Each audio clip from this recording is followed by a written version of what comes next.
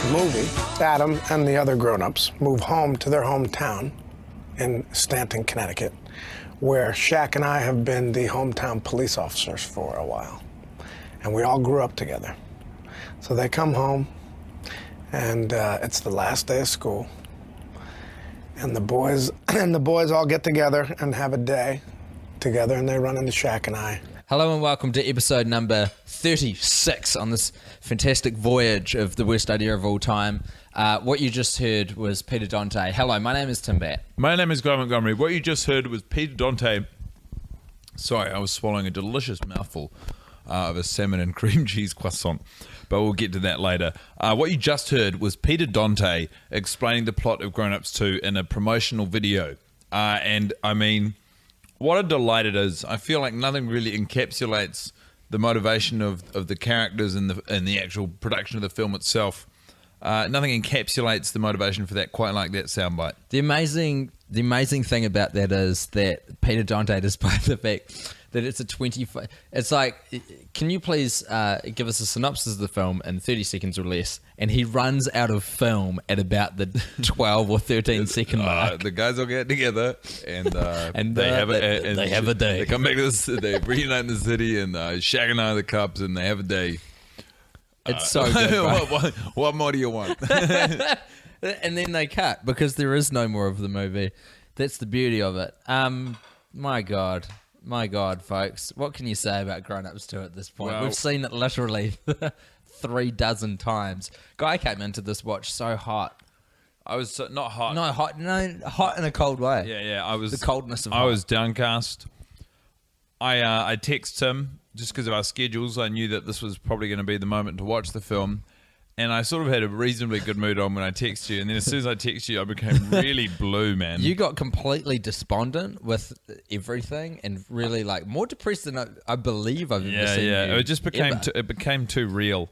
And then when we watched it, the first sort of 20 minutes, it was so jarring. Oh, now hold on. Let's not shortchange the people who listen to the podcast. The first thing that we did is went to the supermarket because you were already so blue going into it that we had to buy croissants and a lovely bit of salmon. It was a pretty and cream cheese. You clearly pointed out while we were in the supermarket, Tim, that this is becoming an increasingly expensive project for us. We bought a box of beers, 2 bags of gummy lollies, a bag of cookies, 2 steak fillets, 8 croissants, and a tub of cream cheese. Yeah. I mean, what did it come out at? $55. $55 New Zealand, which for our American audience, which I know is vast and wide ranging, 70. What? 70 to 80? No, it goes the other way, mate. It's about $38 off the top of my head. Prove me wrong with the exchange rate. Which is not really a sustainable rate for a stupid project. That's why we need your help once we get this campaign underway to go to LA. But I don't know. That's for later. It's neither here nor there. It's anyway, yeah. So the first 20 minutes of the movie, what was jarring to me is I was watching it, and all I could think and noticed was it was just the absurdity of the whole idea was really striking me. I was just like the entire project. Yeah, I felt like I was watching the same movie for the 36th time, and usually I can block that out and just enjoy something. I don't know how I've been dealing with the last few episodes, but in this episode when I was watching it, I was like, this is fucking ridiculous, and frankly, is a waste of our time. Yeah, it's a waste of my goddamn time. I know. I know what you're saying. A few of my own leisure hours. Yeah. It's the end of the sunlight of the day. Yeah. Do you know what the difficult thing's going to be as well is that in New Zealand, we're heading into summertime at the moment and nothing, because I remember when we started, man, that's where and we only got the kind of back end of it, but even then it was kind of crippling. But we're going to get some beautiful, an entire season of gorgeous New Zealand days where we are sitting indoors watching this fucking Adam Sandler piece of shit. No, like, let's not. I don't know. Yeah. For like the 48th time. I don't want to cuss out the movie. Yeah, I apologize for that. I'd like to maybe, I don't know if I'm and that's I guess the other thing is I don't know if I'm cussing out the movie or the project right now. I don't know who I'm angry with. I don't know if it's You're angry Tim. With, I don't know if it's me. I don't know if it's Adam. Let me Dennis Dugan. Can I save you some time? Yeah. You're angry at yourself. What you're exhibiting right now is projection. You're trying to put the anger that should be aimed at Guy Montgomery onto all and sundry. That isn't Guy Montgomery. That is untrue. It is 100% I only listed true. 3 possible people who I'm directing, 4, including myself, possible people that Ang was. You would have kept going if I for. didn't cut you off, mate. You don't know that. I'm the You don't only- even know me. I'm the I only am guy. angry with myself. Listen to the way I'm talking to you. So the watch was grim. It was void of hope, is how I would describe it. If I had 3 words to describe the watch on this 36th viewing, void of hope. It was a despondent wasteland of emotion. It was just, I mean, and you said at the start, do you want to, this, you were playing, like spouse. You were playing like trying to pick me up kind of, you're a wonderful, caring boyfriend and I'm a needy partner and you're going, do you want the salmon now or do you want to have the salmon later? Because I want it when you want it. And I said, I want it later so I got something to look forward to. Almost maybe even a father and I'm the sulky teenager. But I was like, You weren't that bad. You're not far off from how it went down, but you weren't that bad, Guy. But it's important to have things to look forward to during these viewings. yeah. You And know, so what happened is near the end of the movie, we whipped up the salmon.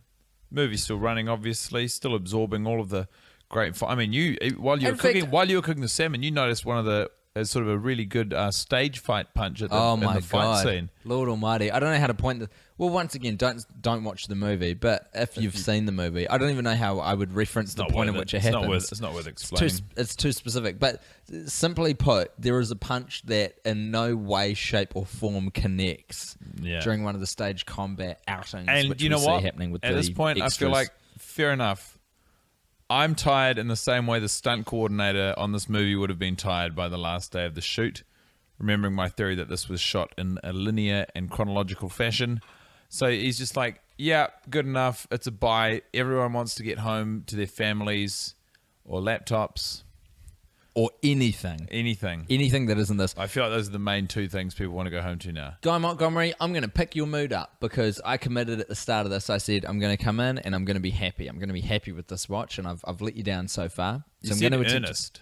Yeah, I said earnest and positive, though, which in my mind equates to happiness. Because if you were being truly earnest, you'd be really honest about how upset you are as well. Well, that's true. That's no lie. But I don't want to bring you okay. down. I don't want to bring you down. Oh, now you've made me forget the point I was about to make. You're being positive. You're telling me trying to you're just refresh- going to lift my mood. Well, no. What I was going to do is bring up things that we were talking about during when the movie was on, but I've forgotten all of them. The first one was American phone etiquette. Yeah. Because this is a confusing thing. Well, it came up because of when Chris Rock's meant to deliver cable to his mother-in-law, and the mother-in-law is on the phone to Maya Rudolph, obviously her daughter. He's a cable man. He's there to install it. It's his sole job for the day. Right. And she decides, the mother-in-law decides she has to go to the bathroom, so she just goes, I got to run to the bathroom. Love for the children. Hangs up the phone, and what did you say? You go, she has got bad phone manners. Yeah, because there's a little bit of dialogue, and I'm sorry that I forget it word for word. I should know it by this point, but I forget exactly what she says before then. But she rattles off a bunch of dialogue, and then says, "I got to go to the bathroom." Love to the children. Doesn't wait for a goodbye. Doesn't wait for an acknowledgement that the person on the other end of the phone has heard what she has to say, or cares, or anything, and then just hangs up the phone. But the thing with that is, that is commonplace in American cinema. I remember when I was younger, I was always absolutely taken aback. You'd watch, say, a high school movie or a teen movie, and the traditionally your female and male romantic interests, the male would pitch to the love interest who'd say, "Hey, so we'll meet. Okay, so I'll meet you for coffee at 8," and she'll go, "Yep," and then they'll both hang up the phone. And in my head, all I can think about is, how the fuck are they going to wind up at the same coffee shop at 8 o'clock? They have not discussed any of the details. Very good point. Neither of these people know where they're meeting. This is often before the time of text. Like, it's the communicating exactly the details of the arrangement. So here's the question, because we live in New Zealand. Is this simply a trope that's used in our cultural products which are imported into our country via the medium of film and television? Or is it a trope of Or all is film this and genuinely television? how Americans communicate to each other? I feel No, I like think on it's Shortland Street they don't talk like that. No, do you know what it is though? Is it's too finicky and fidgety, isn't it? If you had these 2 characters in a film, and then they spent about 10 to 15 seconds of their time with dialogue going, okay, well, how about we meet at Bonita's Cafe at 8 o'clock next Tuesday? Is that good for you? The other character goes, oh, actually, no, I've got a doctor's appointment that Tuesday morning. Could we do Wednesday? And then the other one goes, Hey, oh. and then the other one goes, when's your dental appointment? 2:30.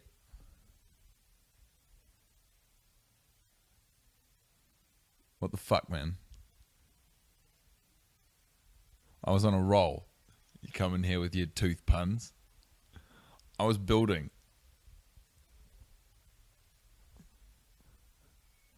Why you want to do me like that, Tim? Sorry, bro. I came in too hot. I've had a bit to drink. No, you didn't come in too hot. I'm just being cranky. I just don't know why he did the 2:30 joke. You didn't even say dentist. I'm pretty sure you said doctor. Yeah. You were just real keen on the I was trying to shoehorn it on in. the 2:30. You saw an opportunity. Felt like the podcast needed a gag. Shining light. For me, if I'm being honest, it was the point where Braden Higgins, and we've talked a lot about the moment, and I've actually made a GIF of it myself, which I posted on our Facebook page, facebook.com/worst idea of all time. Braden Higgins is in I'm not sure where he got it, but an inflatable solo life raft thing, like a Lilo, and he just says, summertime. And he's really enjoying the moment. And the moment that he's enjoying is the two boys, from his point of view, urinating on a cliff top. Andre and Greg. Andre or and Boomer Greg. and Scully. Good work, you, guy. Good work, you. So the context is that they've both been given beers. They've decided they don't want to drink the beers because apparently they're too young, which is ridiculous, but we've talked about that. And so they decide to just whip the caps off, face the other direction, and pour them as if they're urinating.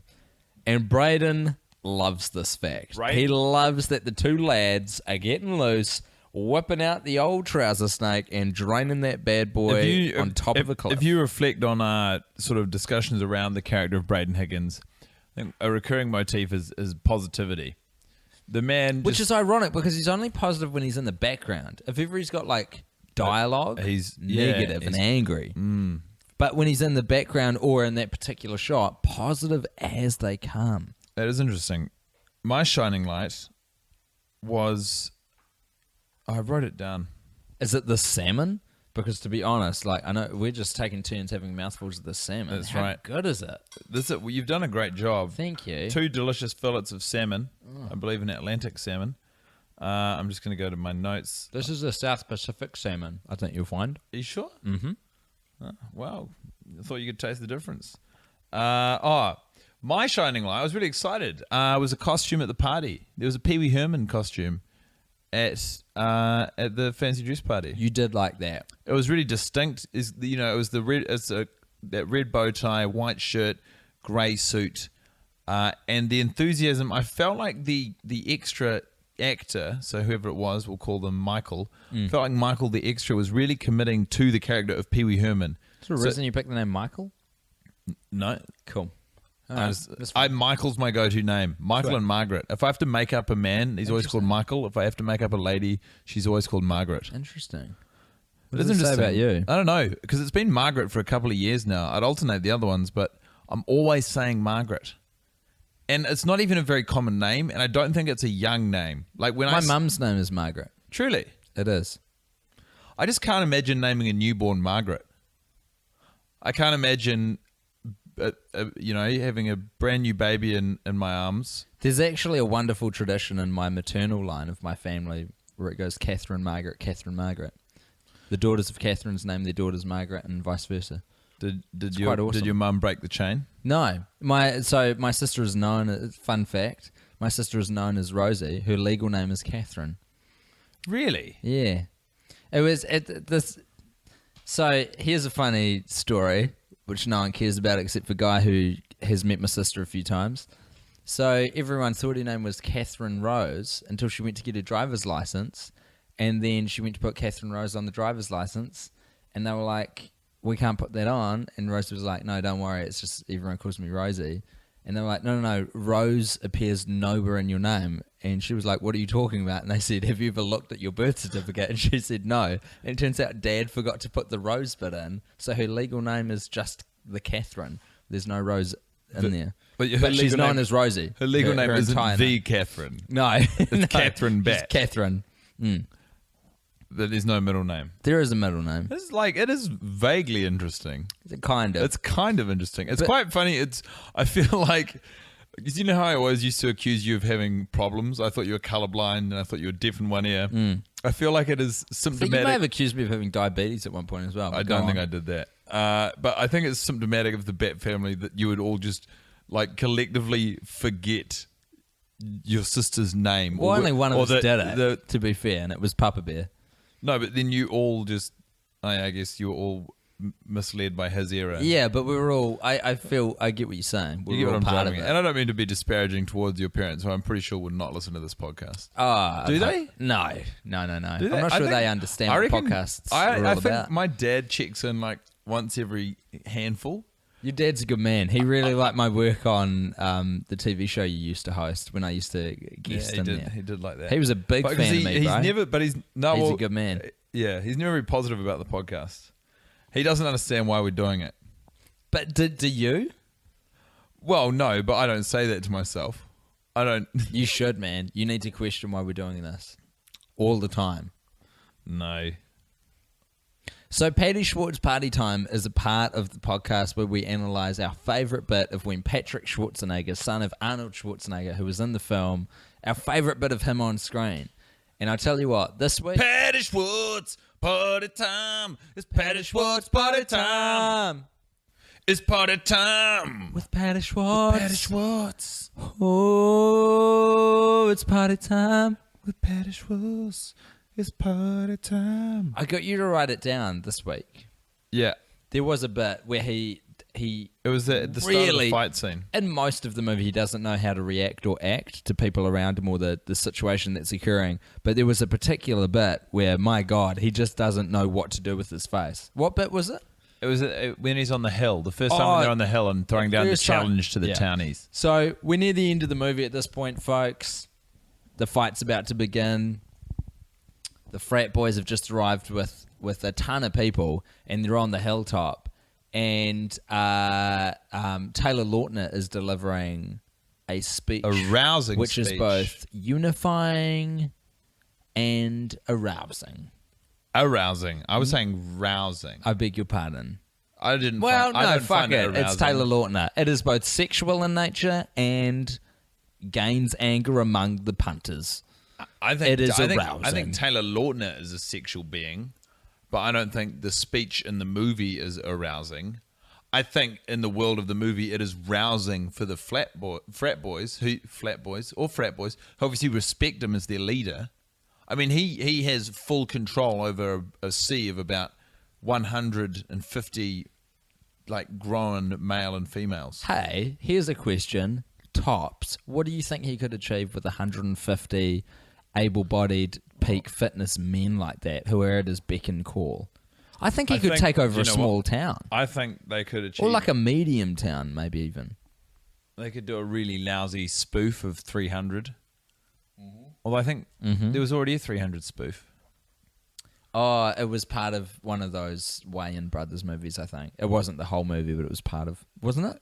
It was in the vein of those original scary movies. I feel like they could take over a town that has a population of like... They couldn't even take 10,000. over a party of... In the world of the movie, but if you remove them from the world of the movie, those guys under the lead and strategic command of Taylor Lautner, I think you'll find they can achieve a lot more than you may initially believe. What makes you think Taylor Lautner is a sound strategist when it comes to overthrowing small townships, leading 150 gladiatorial warriors? I can see it in his eyes. What do you see in his eyes? It's there. What do you see when you look in his eyes? Stewardship. What is stewardship? I only know a steward as a male air host. It's almost the opposite of that in some ways. But that's what a steward is on a flight. Commandment or commandship. Leadership. That's the word I'm looking for. So you didn't mean stewardship? No, stewardship means something different, but not quite the inverse of being a flight attendant. What does stewardship mean? Like taking command of the situation. It's basically leadership. essentially. So when you tell me when I'm flying on an airplane, the steward No, is, but it doesn't. They're not supposedly the same. the leader of the No, flight. because they don't come from the same. No, the pilot is, of course. Well, exactly. They don't So come why are from- we no, calling the air host a steward? No, but they're from different like kind of root words. What is steward and stewardess? What do you say? Stewardship. Stewardship. Steward and stewardship are from the same word, surely. All right, then I'm going to change my word to steward. What is that? That's again similar to leadership, but a slightly different variant of it. You're not even saying words. I feel like I am. I feel like I am. Steward. Steward. Steward. Steward. Steward sounds like a dumb made-up name for a person. Mysterious, leadery, and strong. Steward. Steward. No, that's not going to take off. I don't know exactly how to spell it, but I'm pretty sure it's It's a lousy- it's not even- it sounds STEWALD. wrong coming out of your mouth. Steward. It looks like your mouth is melting when you try and say the word. Steward. I don't know how to pronounce it, but Don't Google the word. I'm gonna. No, it's not. happening. It's just not a word. Just the And last we've one. completely derailed the point, Oh yeah, the podcast. I forgot. which was Taylor Lautner. You think Taylor Lautner could lead 150 full-blown athletic men into a town and overthrow the town? I do. In real life. I believe that. And you think that when you look at Taylor Lautner, you see a leader. I do. Absolutely. Without doubt. Without question. How would they go about overthrowing the town? I don't know what word I was thinking of because Google's giving me nothing. I'm not surprised. It wasn't. The fact you Googled it is an insult. I told you it wasn't a word. I was sure it wasn't a word. So where are we at now? You're explaining how Taylor Lautner is going to overthrow a town. Yeah. Well, we're done with that idea Okay. because I got my words wrong. So therefore the idea has no merit. Okay. What about we do the Steve Buscemi mystery tour? The Steve Buscemi mystery tour is coming to take you away. Coming to take you away. Coming today. Take you away.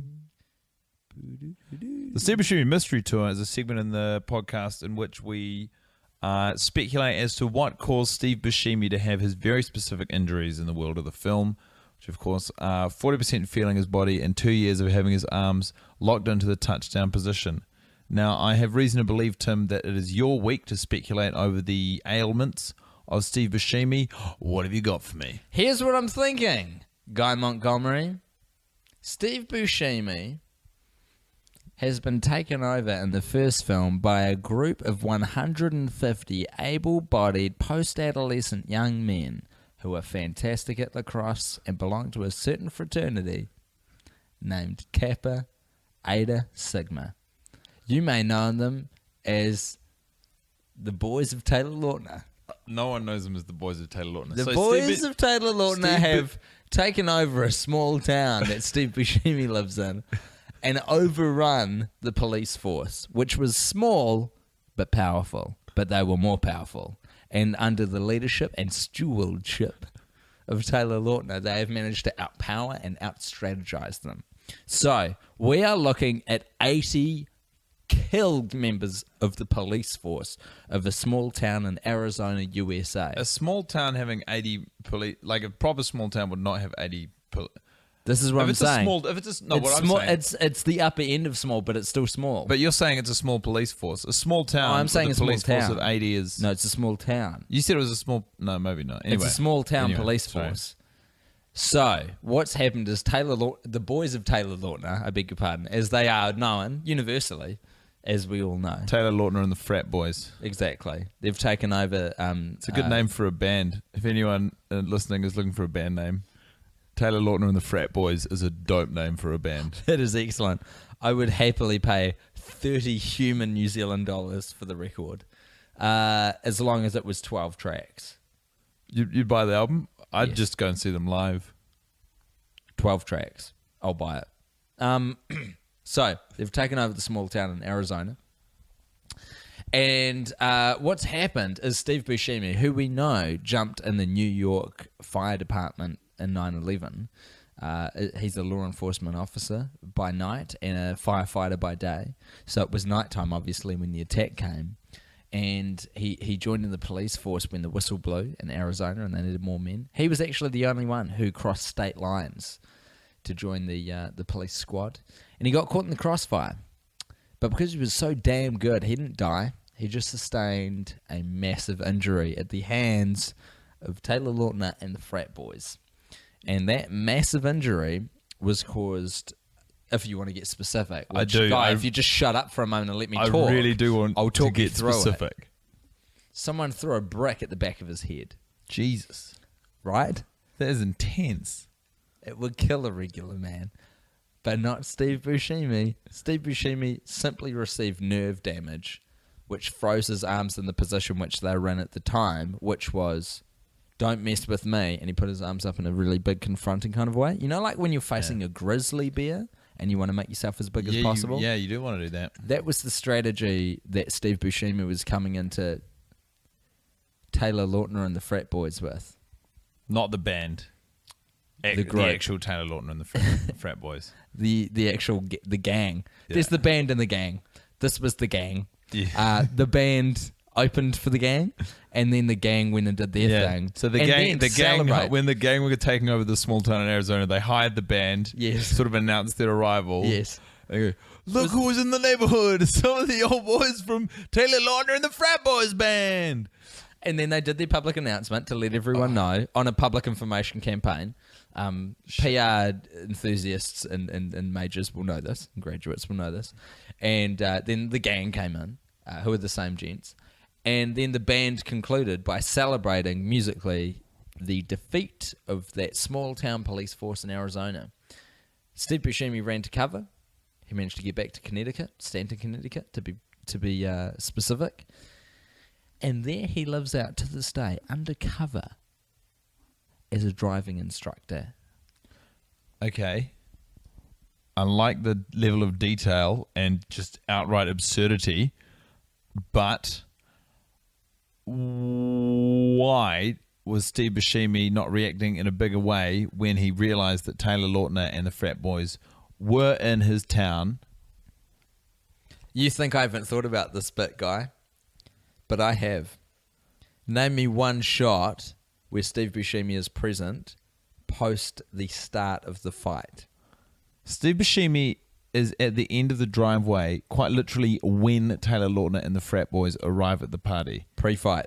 And he does not react in any way, shape or form. Pre-fight.